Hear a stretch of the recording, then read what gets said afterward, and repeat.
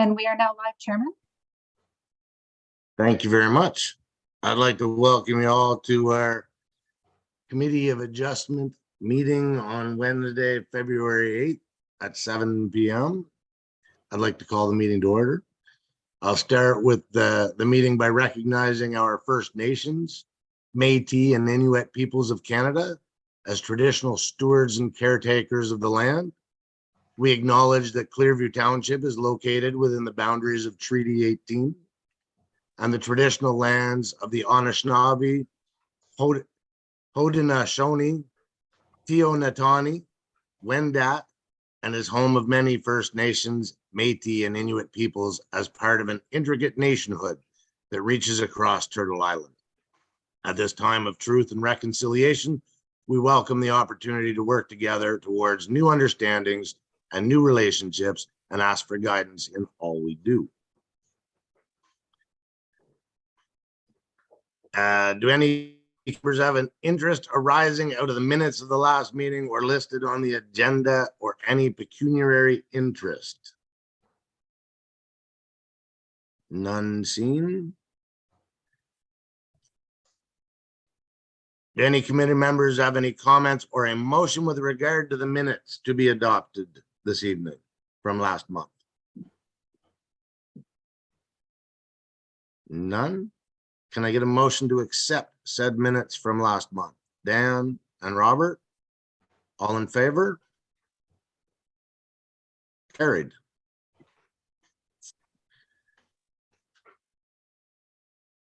The Committee of Adjustment today will consider our only application on the agenda, scheduled under public hearings. And the Planning Act requires that a public hearing be held before the Committee of Adjustment decides whether or not to pass a consent or minor variance.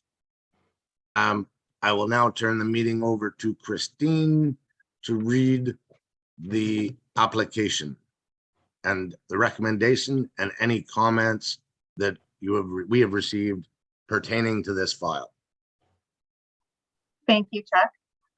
So just to add on to what our chairman has said, further with our procedure is that all questions should go through the chair and presentations are limited to 5 minutes.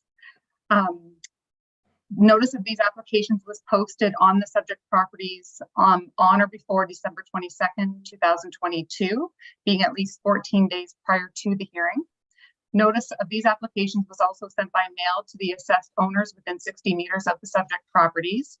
Notice was also circulated for the applications to those persons, departments, and agencies likely to have an interest in the applications as legislated. Included with each notice was a legal description of the subject property and a description of the purpose of the proposed consent or variance. The circulations were provided in accordance with the provisions of the Planning Act, RSO 1990, Chapter P13. So our application this evening, consent file 22B21.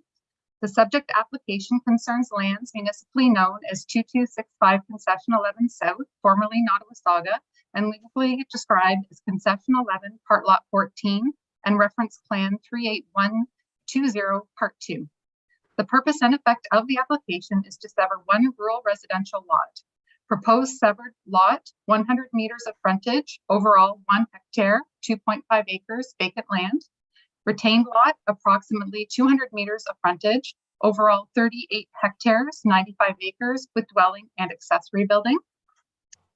We did receive comments from Enbridge, Hydro One, and the Nottawasaga Valley Conservation Authority, having no objection or concern with the application.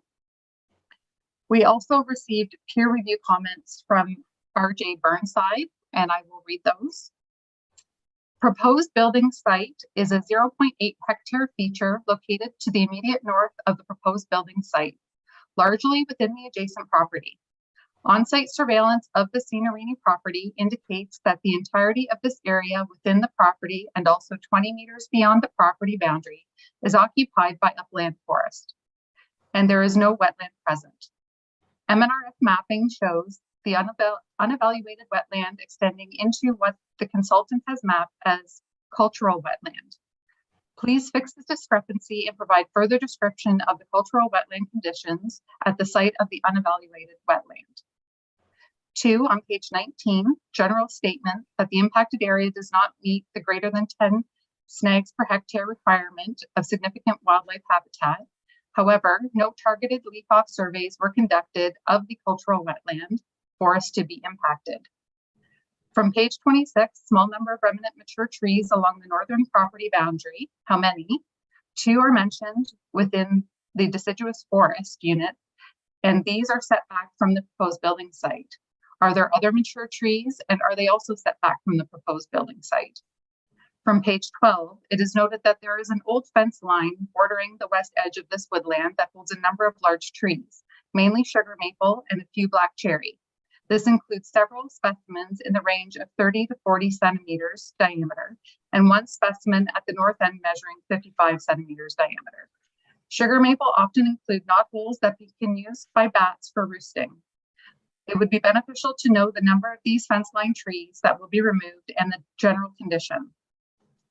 3, page 27, as noted, the consent plan indicates that the proposed residence is located within part of the Scenerini property that is identified as a cultural meadow community and is currently devoid of any forest cover.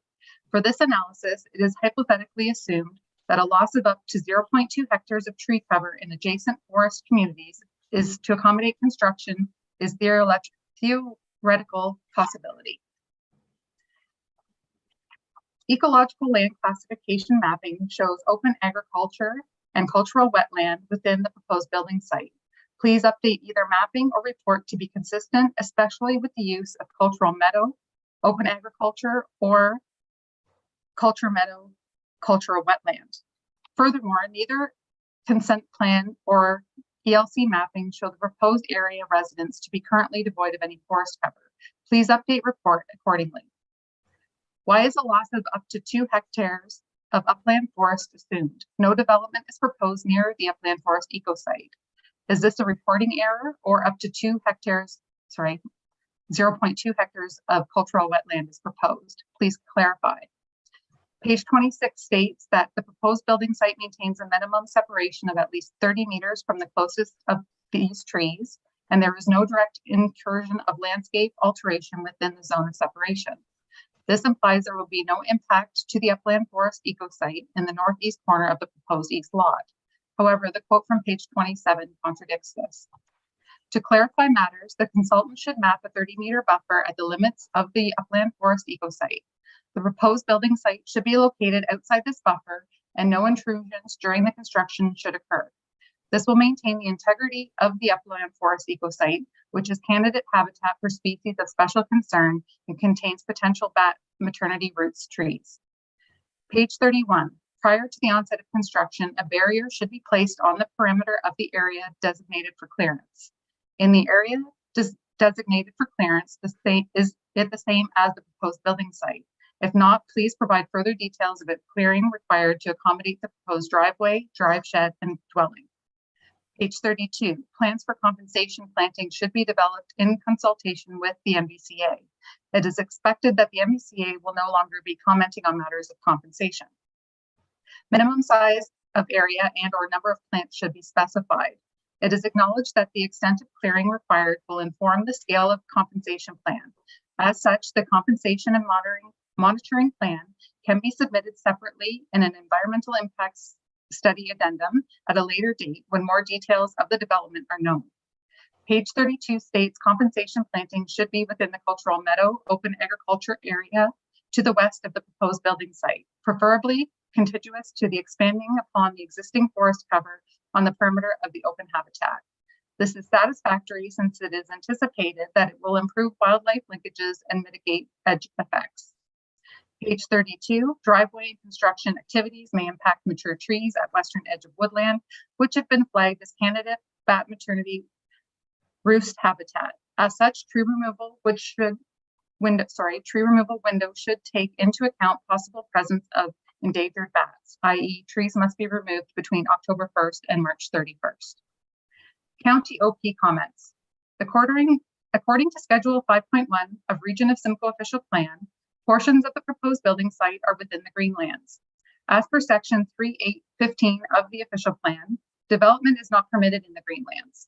As per section 3815, minor adjustments to the Greenland boundaries are permitted, following the results of an environmental impact study. As per section 3822 of the official plan, proposals to redesignate lands in the Greenlands designation shall not be permitted unless an environmental impact study is submitted to the satisfaction of the county, demonstrating the policies of section 3315, that there will be no negative impacts on the natural features of their ecological functions, and section 3316, that linkage functions will be upheld, are satisfied. Please update policy sections of the environmental impact study to address Greenland's constraint, satisfy official plan policies 3315 and 3316, and request adjustment to Greenland's boundary. Please specify where the new boundary should be drawn and reasons for that choice. The environmental impact study uses the provincial policy statement to define significant woodlands. However, this definition is overly broad. County municipal policies which provide greater detail should be used to determine significance. The cultural woodland ecosite meets the definition of significant woodland in the Simcoe County official plan based on its connection to a larger contiguous forest. Township official plan comments. According to Schedule A of the Township of Clearview official plan, portions of the proposed building site may be within the Greenland natural heritage areas. Section 41221, paragraph 2 of the Township official plan outlines what is required for the protection of natural heritage features. Part of this policy states, if it is determined through an environmental impact study and natural heritage evaluation that development can proceed, the proponent shall be required to prepare a protection and mitigation plan. That plan must outline how compensation meets the goal of significant net gain and what monitoring will be conducted. Please provide further details of the compensation plan and note how significant net gain is achieved and how the area will be monitored. Advisory comment. The author is encouraged to review the draft 2008 ecological land classification for naming of vegetation communities to vegetation type, rather than just a general classification of FOD5. And we also have comments from the County of Simcoe. County planning staff understand that environmental impact statement was completed on behalf of the owners by Neil Morris, dated November 14th, 2022, and that the EIS was recently peer reviewed by RJ Burnside on behalf of the Township of Clearview, a copy of which was provided to the county today is attached. County planning staff have the following comments. The front or western quarter of the subject lands are designated rural and green lands, with the remainder falling within the Niagara Escarpment Plan as shown on Schedule 5.1. Land use designations of the County of Simcoe official plan. The proposed lot falls within the area designated rural and green lands. Lot creation for residential purposes is not permitted within the Greenland designation, but limited residential development by consent may be permitted in the rural designation, subject to satisfying criteria in policy 378 of the county official plan.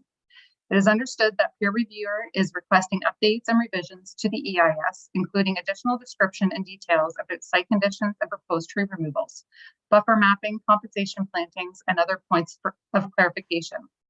Point 8 of the peer review appears to suggest that the forested area within the proposed lot would be considered part of significant woodland.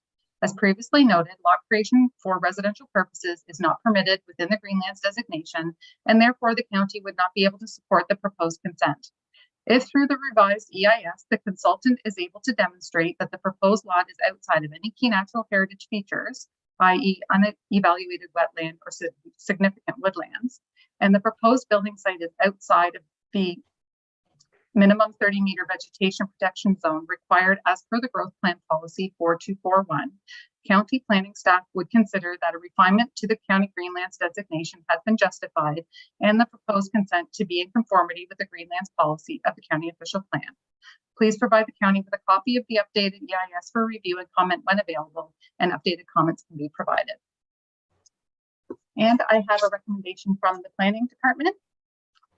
Be it resolved that the Committee of Adjustment of the Township of Clearview refuses to give a provisional consent to application 22B21 on the following basis: that the proposal does not conform with the applicable policies of the A Place to Grow growth plan for the Greater Golden Horseshoe 2020, and that the proposal does not conform with the applicable policies of the County of Simcoe official plan. And that is all I have.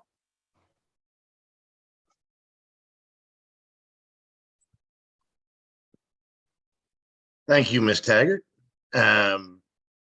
Planning staff, Mr. Ainley, can you speak to anything that was not covered in the report so far? Yes, thank you, Chair. So as you recall, this application 22B21 was brought forward at the previous January 18th Committee of Adjustment meeting with a recommendation to defer the application until such time that there was a satisfactory peer review completed of the environmental impact study that was submitted in support of the application, as well as staff having received comment from the County of Simcoe on the application as well.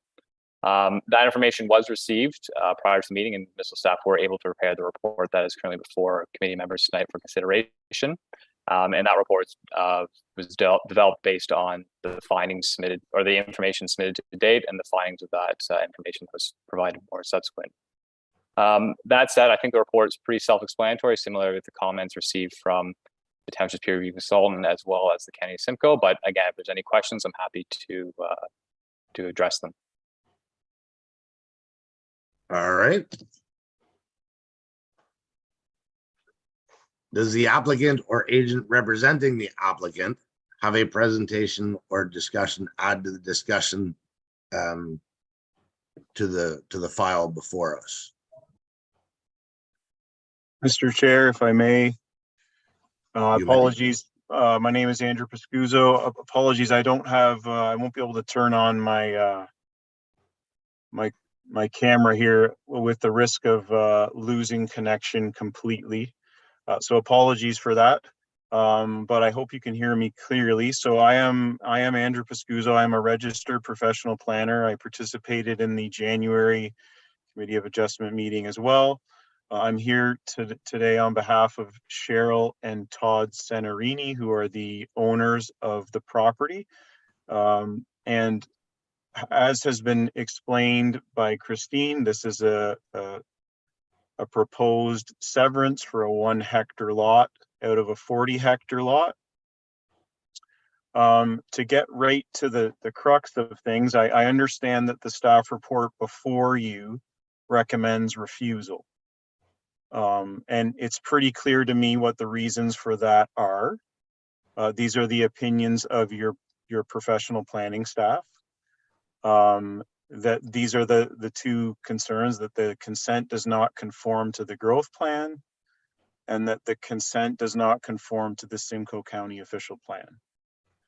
So I'm obviously participating here tonight on behalf of the applicant, my clients, to convince you to not accept the recommendation of the staff report,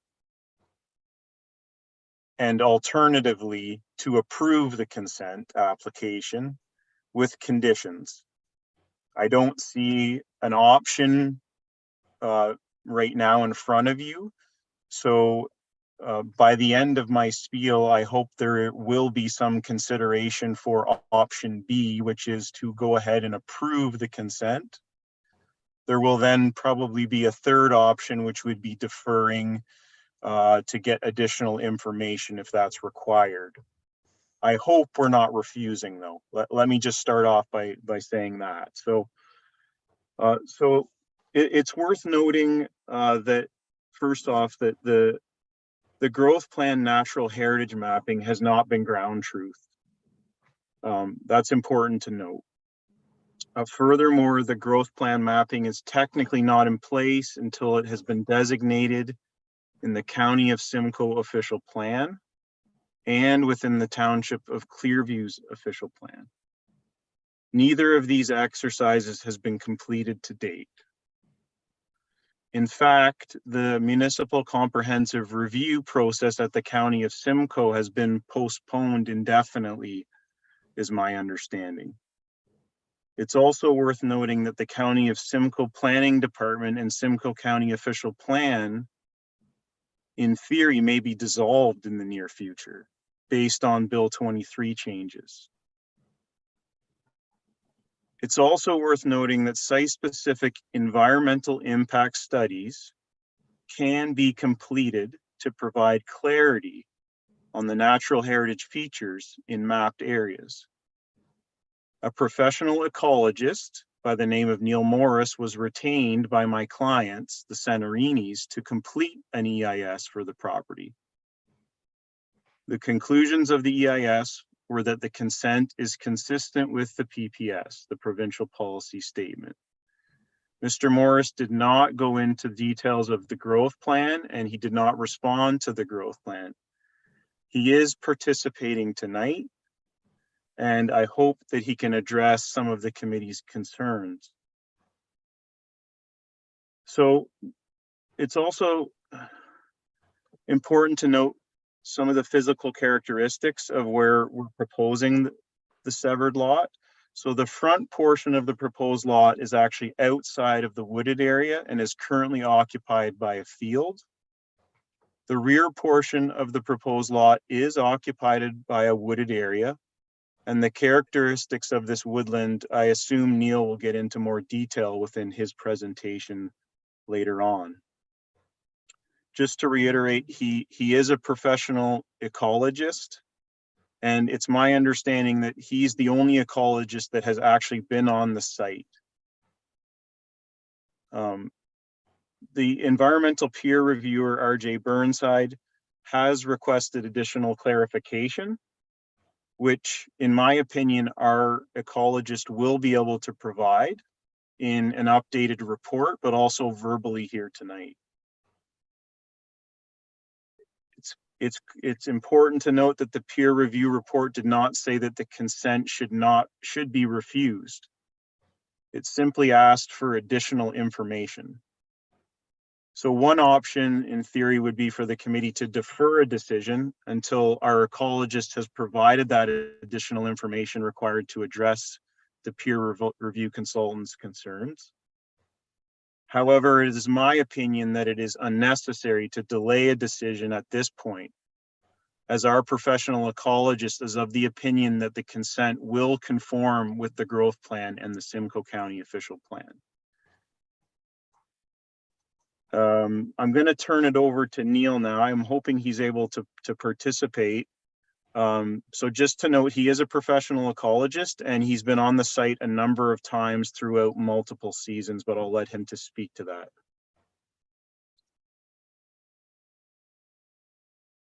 Your turn, Neil.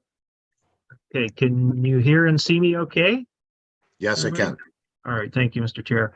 As Andrew noted, I am a professional ecologist with 30 plus years of experience. I did complete the environmental impact study on behalf of the clients, which included multiple site visits. And the report that I wrote is typical of what I do. I identify anything that could possibly be of concern and then proceed through the process of determining whether or not there are any risks of impacts. I have the habit of never saying no risk, because the reality is that as a scientist, I can't say that.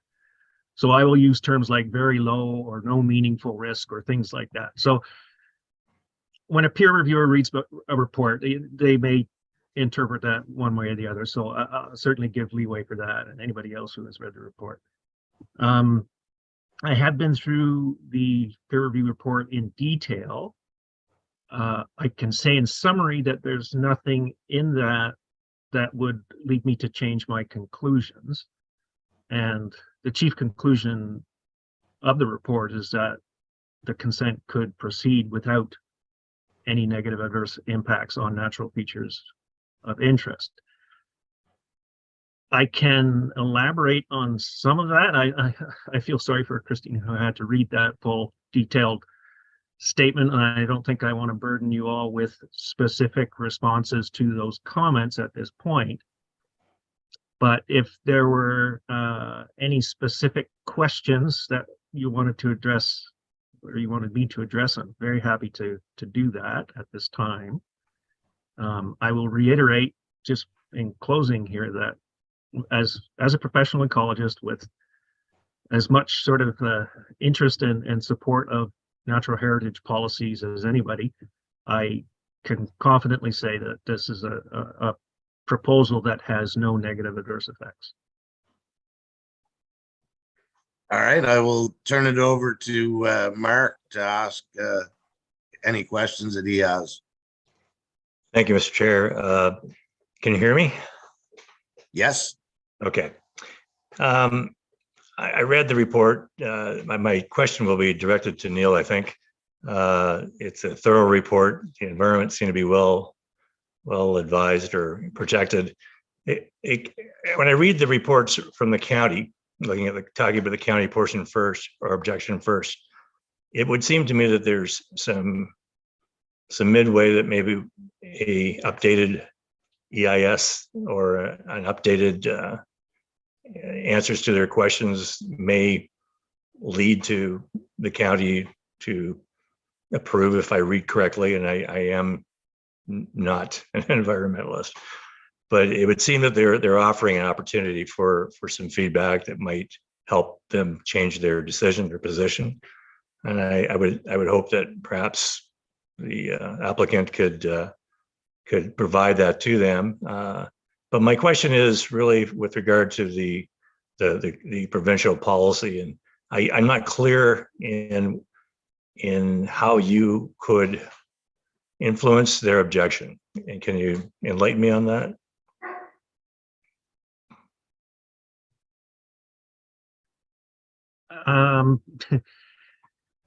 Yes, policy is, as you all know, a slippery creature in certain ways. When I conduct an environmental impact study, it's always with the primary intent of getting the scientific information correctly gathered and correctly presented and interpreted.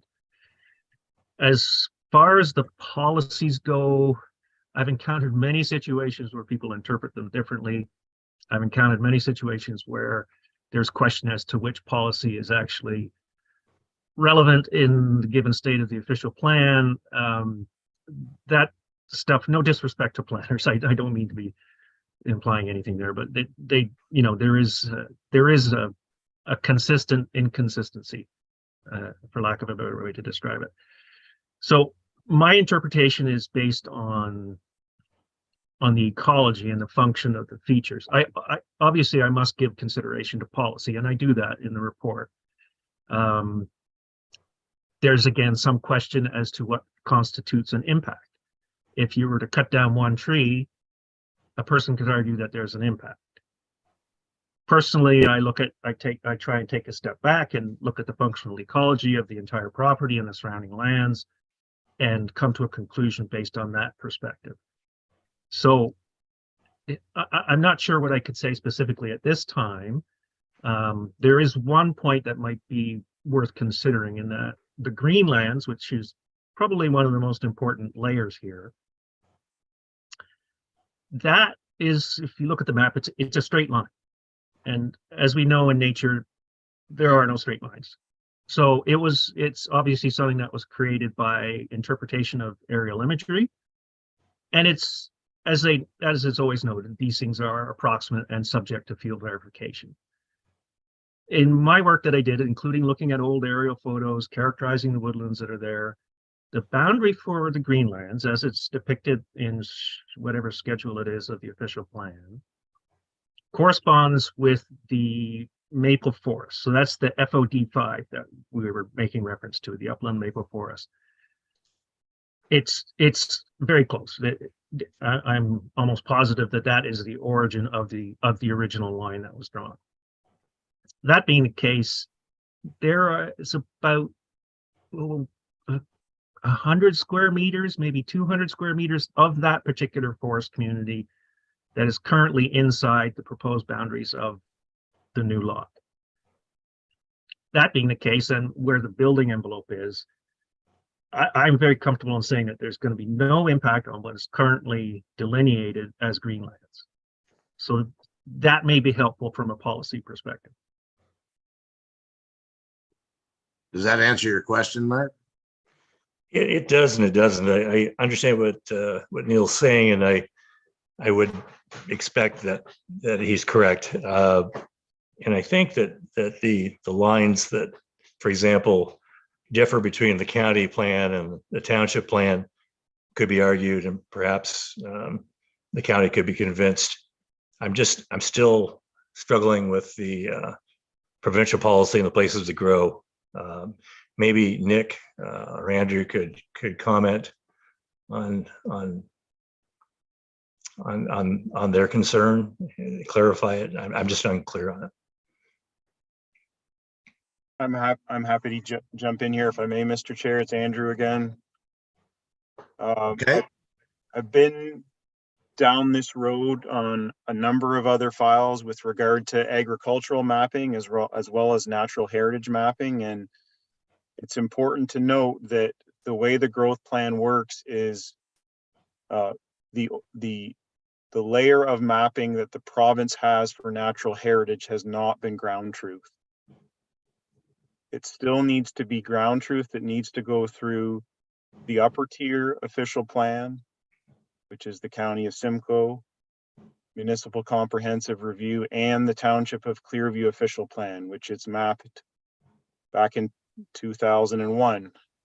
So both of those plans need to be updated and go through a public process where individuals would have the opportunity to speak and raise concerns with regard to where that mapping occurs on their property. That has not yet happened. That's important to note. So I think in combination with what Neil has suggested to you tonight, you know, committee member Royal, I recognize that there's concerns that, you know, if you make a decision tonight, that the county could appeal the decision.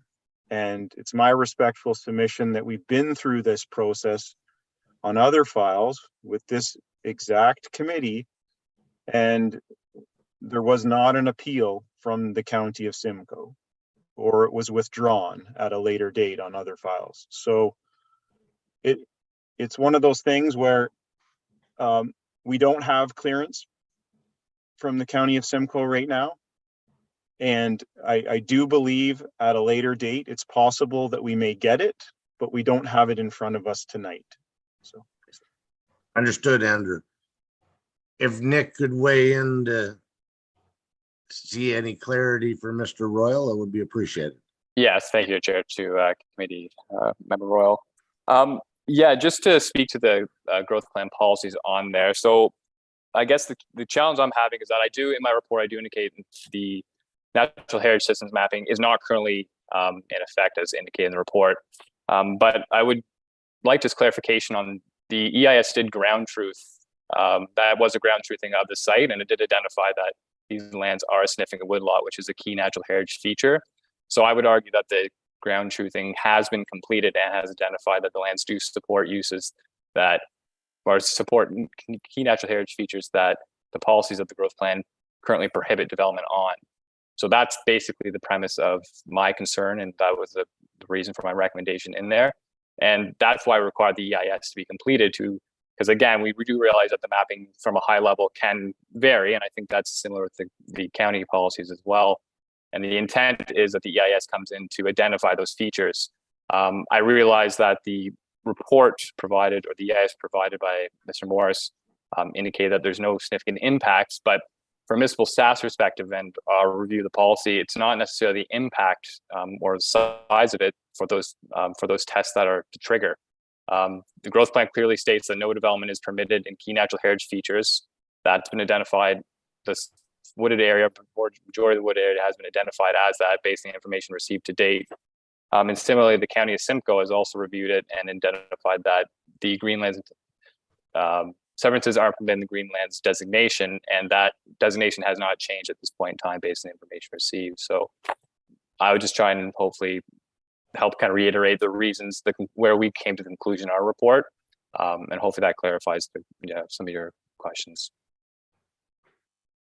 Does that help, Mark? Somewhat, but not entirely, but thank you. Okay. Is there any other member of committee that has any questions to either Neil or Andrew? at this time? Go ahead, Gord. You are muted.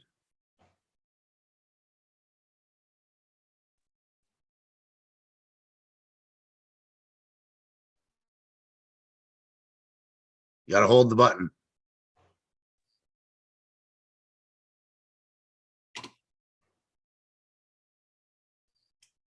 Okay.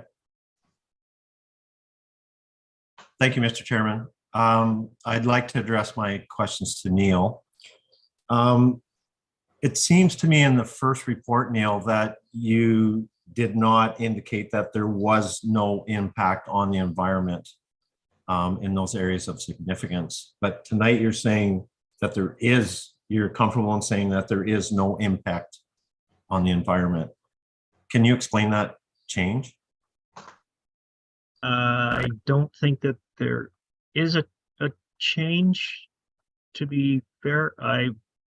It's stated several times clearly in the report that there is no meaningful impact on the natural heritage features.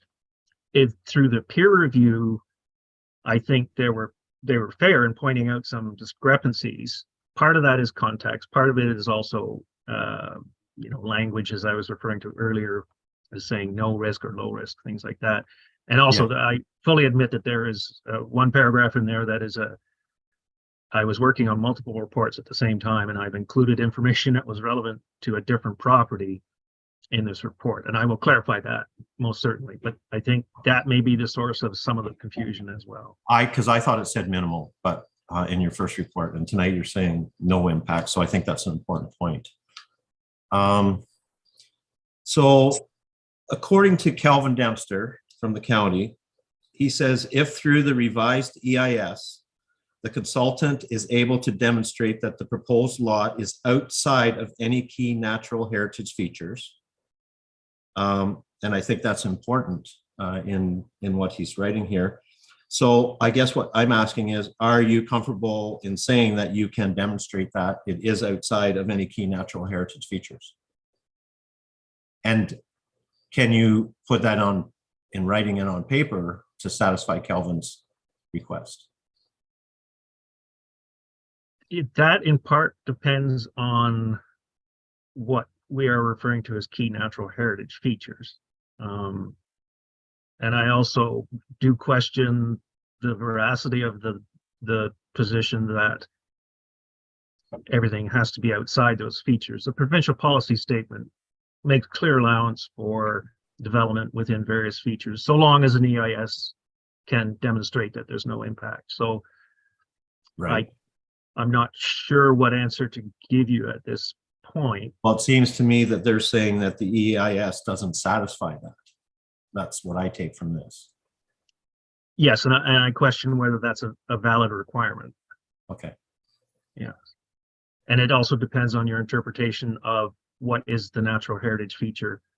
The significant woodland would be. I would argue that based on the existing Greenlands delineation and based on what I've seen in the field, the cultural woodland where the building envelope is, where the area is where the house and the drive shed will go, it, by some people's definition, it would meet the criteria for significant woodlands, but on many of the other criteria, it does not. So there's some judgment to be applied there, in my view.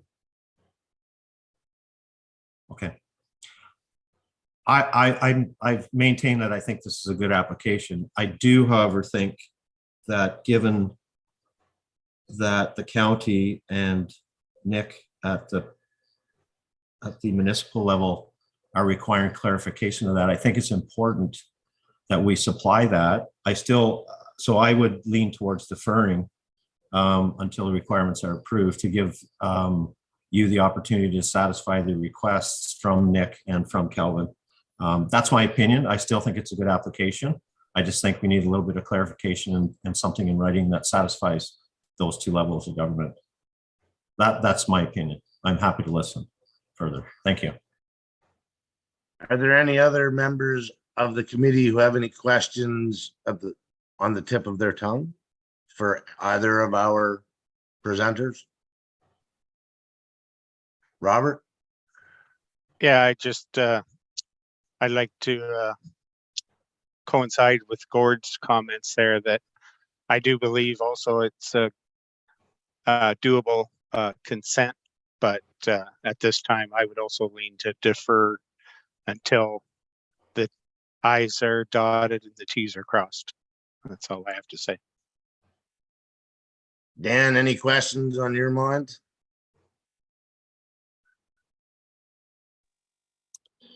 No, I don't think I have any questions at this time. I also agree that it should be deferred and bring it back when we have all the information and all the things supplied to us. Then we can move forward with it for them. All right, I do have a question for Andrew. Are you back with us, Andrew? I'm still here, Mr. Chair. Yeah. So my question is this. I believe that the consent is possible. But what is the intent of this lot creation? And who, with the information that is before us, it's not looking like anyone will grant a building permit on this lot. So where is, down the line, who is going to have to fight to build something on this new lot if we vote to create it? So the Centerinis intend to construct a residential lot on this residential home on this property and sell the larger piece. I don't want to complicate things more, but there is a potential second severance to sever off not a new lot. It would be a property that would be dedicated or passed on to an escarpment group. So that no new lots would be created. I believe there's already been some pre-consultation with Anton through staff, and maybe staff could confirm that, but that is not part of today's application, and at the risk of making things more complicated, I just wanted you to know that that's the kind of the bigger picture here, Mr. Chair. That's what thank you for answering that. That's what I was looking for. Is there any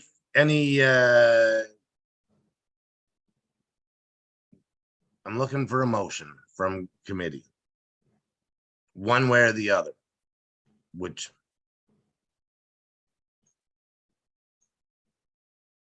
Gord? I would, thank you, Mr. Chairman, sorry. Vote that we defer until the requirements are approved or met by the applicant to our township staff and the county. That would be my motion. Robert? Second that motion. Dan? Anything to? I just want to ask Andrew and Neil, what kind of a time frame do you need to get all this information together? We're going to defer it, but we're going to defer it for how long is what needs to be put into that motion for a deferral? So between Andrew and Neil, you guys decide how long this is going to take to get all your information together, and then we'll put a deferral in that motion. Mr. Chair, if I may, I know Neil is already endeavoring to provide us with an updated EIS, but I just make sure that everyone's aware that we're somewhat reliant on your peer review consultant who we were waiting for the last time we came to the committee to go ahead and peer review the material as well. So we can do our best to turn this around and get it in, but there will be obviously some time associated with the peer review. Luckily, it was able to come back around in a month. I do believe that might be possible again, but I'm not quite sure. So Christine? Through you, Chair, to the committee, you are not necessarily required to put a time frame on the deferral. Within the motion, you can just state that it will be deferred to a subsequent meeting. And then between the applicants and their agents and municipal staff to, allow sufficient time for providing new information, providing for the review, the peer review as well by the municipal peer reviewer, and then whether that is next month, the month after, to relieve a little bit of pressure there. We don't necessarily need to put a date. We could just say to a subsequent meeting. If you choose. Thank you. Thank you, Christine. Just for clarification, Nick, I know you can't speak for the company that does your peer review, but are we looking at 30 days, 60 days, 90 days? Yeah, so I think in terms of provide that we have the comments in hand, I wouldn't provide a specific time frame, but they were able to turn it around much sooner. So the original time frame they provided for the first peer review was actually mid to late February. So we did try to apply a bit of pressure, and they were able to provide it earlier for this meeting. So they were able to do that. Again, it can fluctuate depending on work schedules, but now that this was really more complicated again with the MBCA having been changed out. So now that we've have that process a bit more ironed out, I'd imagine it could be done within a few weeks as opposed to a month and a half as what had been done previously. But I wouldn't want to presuppose, but we're hopeful that it can be done quickly. All right, thanks, Nick. I just wanted to give our client and their representatives some time frame to look at. We currently have a motion in front of the committee to defer it to a further meeting. And it has been seconded. I'd like to call a vote on that motion, as it's the only Sure. motion that is in front of us at the moment. Mr. Chair, sorry, I don't mean to interrupt this process. I would like to add a comment on the nature of what's going to be provided. It would be far more efficient, in my view, to provide a detailed response to the comments rather than revising the entire report and asking the consultant to find and reinterpret any new information that might be in that report. That would expedite the process, and I think it would be very the most effective and efficient way to work through the issues. Nick, is that a suitable course of action for you? Yeah, so I believe addendum to the applicant or to the original EIS would be suitable. And again, if there are questions regarding it, we can have that discussion after the fact with our peer review consultant to clarify it if needed. Excellent. Back to the vote of the motion that's before us. If the committee would vote on said motion.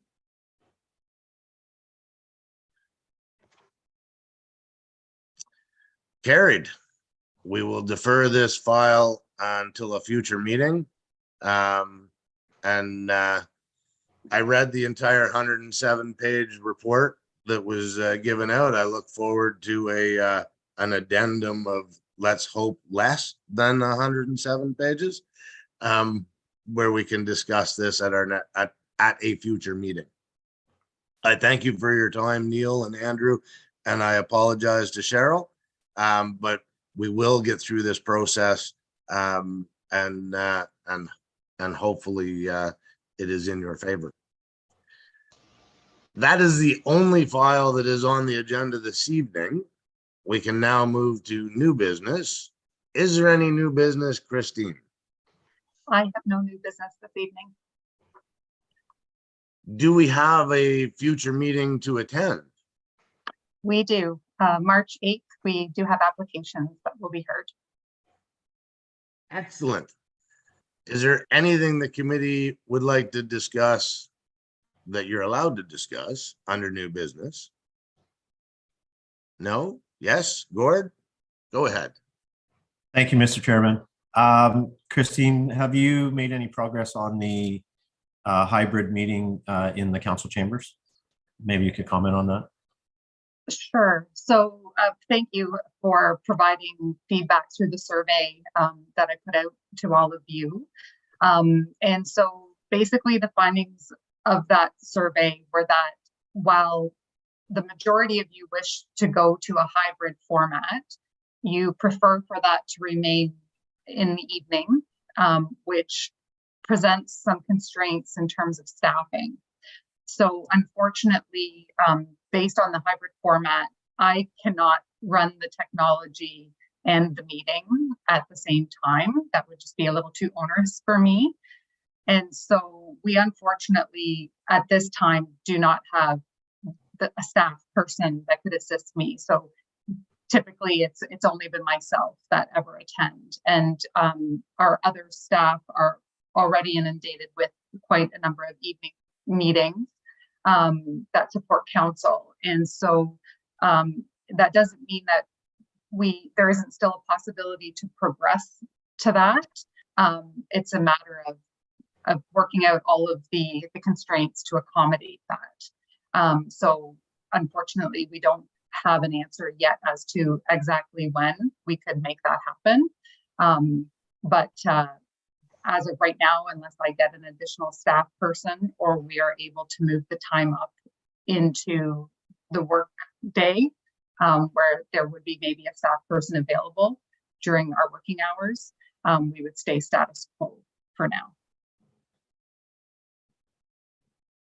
Thank you, Christine. You're welcome. Yeah, I'm still not happy with that answer. Just saying. I know. At this point, our options right now are only virtual or hybrid. We can't only have in-person meetings. COVID has pushed us to, having to have a virtual portion available. So, and it looks like Amy would like to speak as well here. Chairman. Amy wants to come to your defense, Christine. Go ahead, Amy. Excellent job, Christine. Thank you for bearing the majority of that answer. So really, I just wanted to clarify that we're well aware of committee's wish to move into a hybrid version of the meeting where we can sort of choose how we want to attend. And in Clearview, sometimes it's a matter of bad weather that keeps us at home. So we are well aware of your wish, and we have had conversations with staff, including the municipal clerk. And so we have made a little bit of progress, nothing resolved at this point, but we will absolutely report back if something changes, and we'll continue to see if we can't work out a hybrid solution for you. Thank you, Amy. No, for the next meeting, we are on Zoom. Just saying. Unless someone volunteers to work evenings on a Wednesday night on March 8th. Chances are we'll be on Zoom. Can I get the last motion required for the public portion of this meeting would be a motion to adjourn. Oh, Dan's got his hand up. Or you want the motion? Yes. Seconded by Gord. All in favor? We are currently adjourned.